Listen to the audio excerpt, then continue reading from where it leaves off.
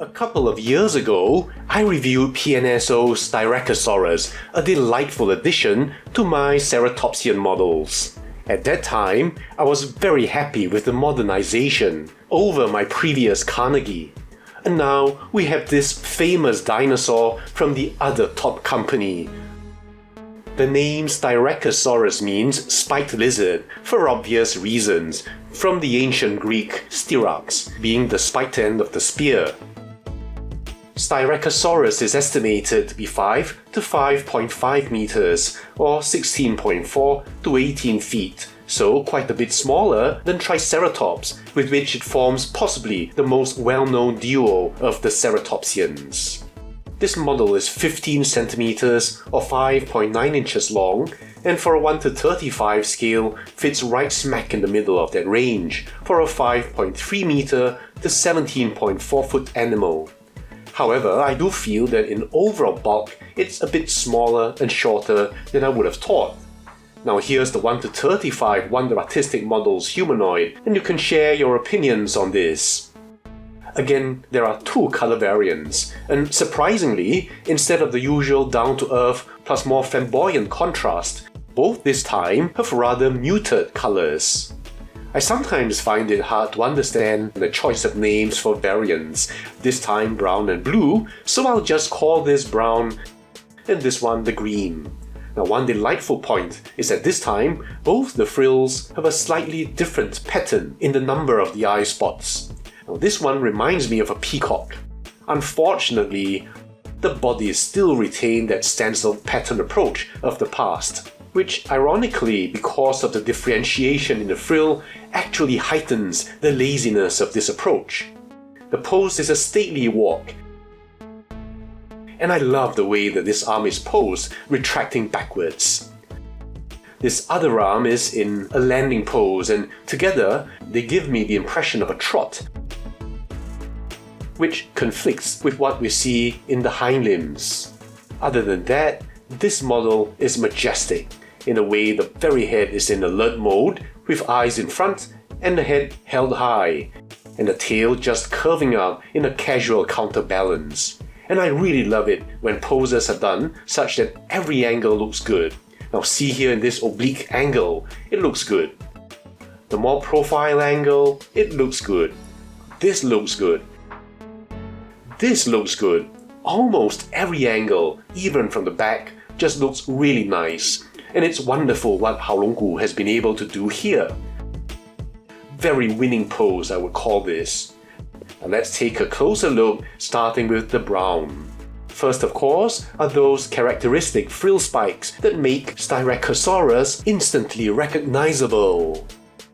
The P1s are incipient nubs that are almost absent in some specimens, as in this model. The P2s tend to be medially directed epiparietals. Now we come to the major spikes. Now, out of the box, some of it came warped. And so too was the nasal spike, so heat treatment was necessary. The P3s tend to be the longest in many centrosaurines, but in Styracosaurus, the P4s are also long. The rest of it can be pretty variable, though the P5 tends to be long in Styracosaurus as well. And in these important features, you see the color and the texture.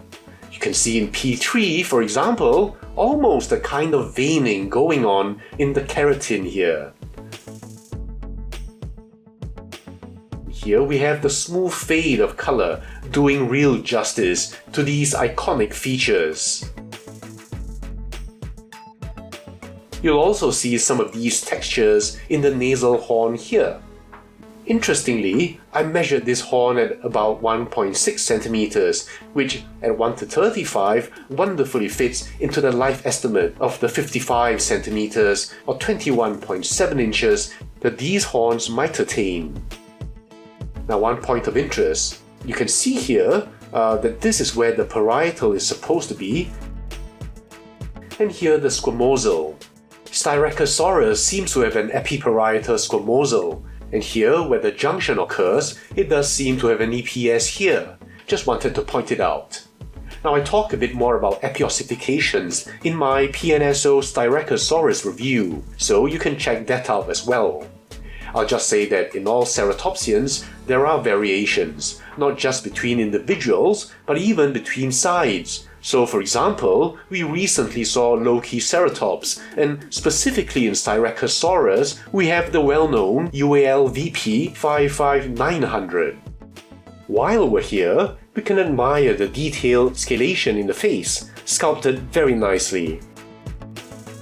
From the beak up to the premaxillary, the maxillary, and the frill itself, and a much reduced supraorbital horns, which might even present as pits in older individuals. On the other side, we see again that scale detail, which one might think is par for the course nowadays, except that this is a really small course, because for context, let's bring in again my almond. Again here you see the superbly rendered scale detail, such as around the jugal. Now focusing on the frill, I think that the eye spots, while contrasting, still looks more natural than other painted on appearances we've seen. Now just look at the mix of colors we have here, dark brown, light brown, and the whites. And in the periphery of the frill, you have a darker wash, which then continues down the parietal squamosal separation and all the way to that nose horn, creating an almost bandit mask effect, which I really love. Very nice design here. Then coming down here, you see the scales going down the neck, with some appropriately sculpted wrinkles. From this posterior angle, you see another view of the detail into this model.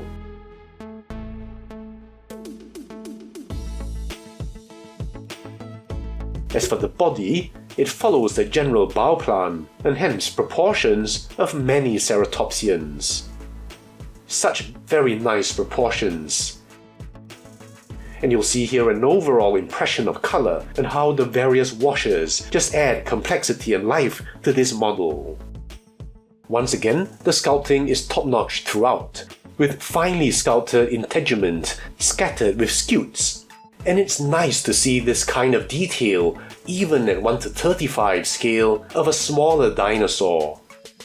From the top here, you see the kind of complexity that Haolonggood gives its paint applications. The various shades are blended very nicely together, as per their usual sterling standards, with that nice darker color infused into the skin. And here we look at the detail in the arm, and I really like how the dark stripes and accents are worked into it. I'll just look at the fineness of scale detail down the forearm.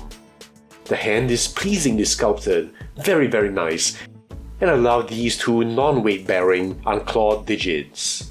Now this leaves behind the painted claws of all 5 digits of yesteryear, showing how Haolonggood continues to improve the accuracy of its models.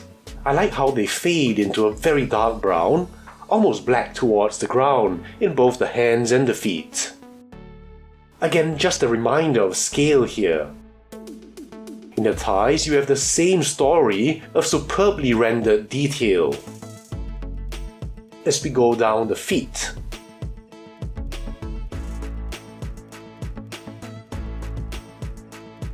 we see a veritable canvas of mosaic-like detail. And here, man, just look at the very pleasing layering of color over that exquisite detail. Now remember, this is a really small model here. Then we finish off with that short tail.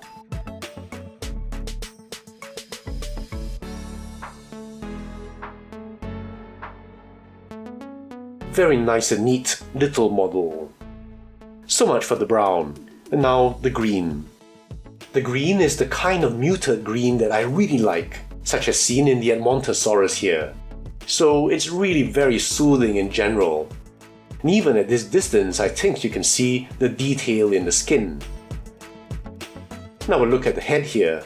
You see that almost intimidating, sinister eye spots here, with the surrounding green faded very nicely into the frill.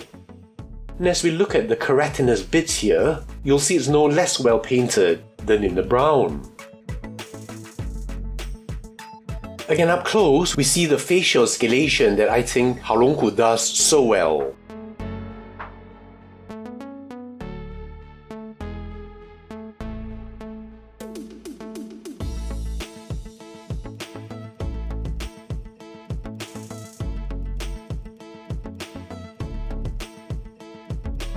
Now just a once over of the body now, for you to view the detail and the color.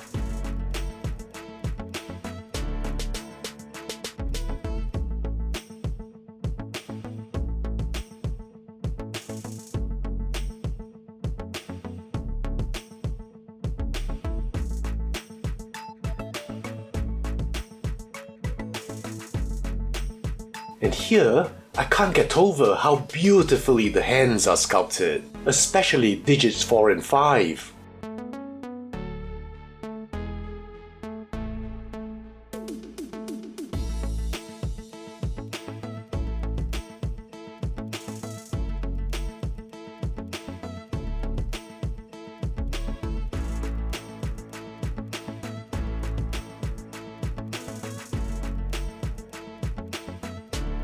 And the top of it. Again, a quick celebration of the beautiful washes that Haolonggood has given this model.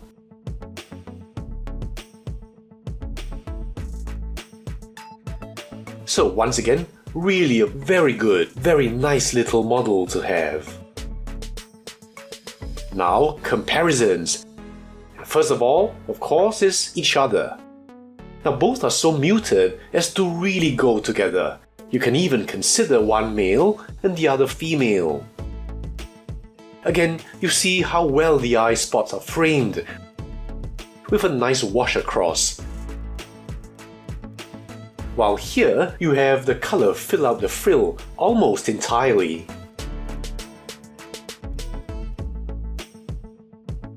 You see how both are very muted, very soothing. And while that means you don't have to choose between two drastically different aesthetics, they go so well together, you just might want to get them both, perhaps as a male-female pair. Now of course is the Styracosaurus from the other big kid on the block, PNSO. Here's the PNSO Styracosaurus. Now this is significantly bigger, which I estimated to be around 1:33 or even larger. Now size and aesthetics aside, here's something to consider. You can see that because the PNSO has a flex neck position, displayed from the front, you see all these spikes presented in their glory. And while this Haolonggood has its head proudly up, which also means that from the front, the array of spikes is going to be somewhat foreshortened. And so from the front, the PNSO is more impressive. The PNSO also has forward projecting P2s, while the Haolonggood has a more traditionally depicted medially directed P2s. In the PNSO, you'll see what looks like a very prominent EPS at the junction where the parietal separates from the squamosal, while in the Haolonggood it's not so clear, especially on the left side, with the P6 sitting rather low. But of course, the most obvious difference will be in the size between the two.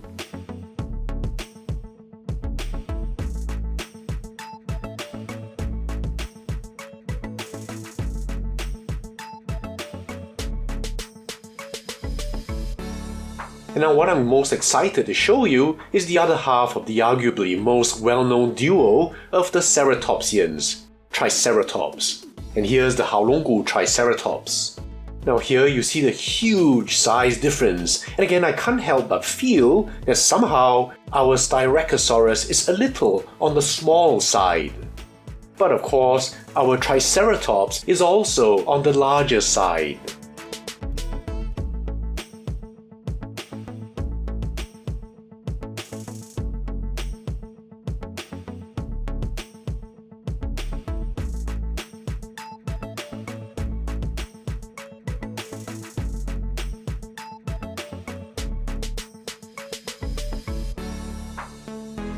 Now here's a comparison with the PNSO Triceratops. And here, it looks like they scale together a bit better.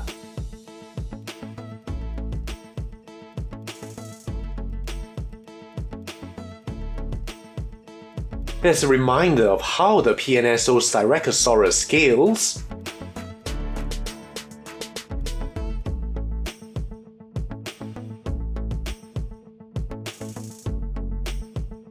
Now then, considering the dinosaur park formation, here we have the PNSO Centrosaurus.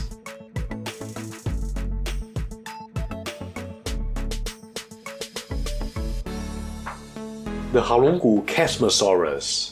Another beautiful muted green on another very small model that highlights Haolonggood's mastery in the 1-35 game.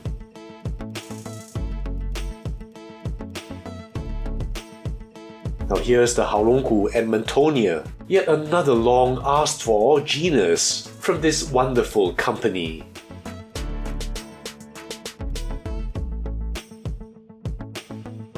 And finally, the PNSO Gorgosaurus. Such a beautiful, beautiful color scheme and pattern, and a testament to what PNSO is truly capable of.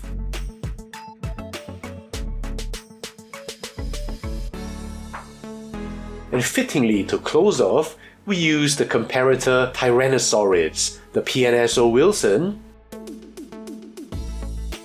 and the PNSO Cameron. So that's it for the Haolonggood Styracosaurus.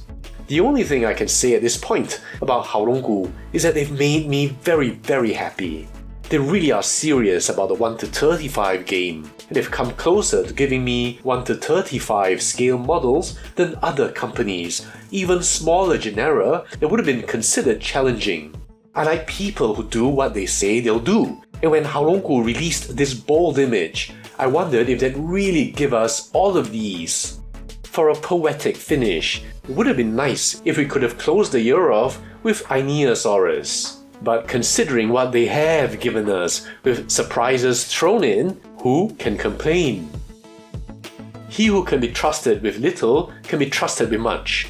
And given how much Haolonggood has given us, I've no doubt they can be trusted to continue enriching our lives. So that's it for me. Here's wishing you all a belated Merry Christmas, and I'll see you in the next video.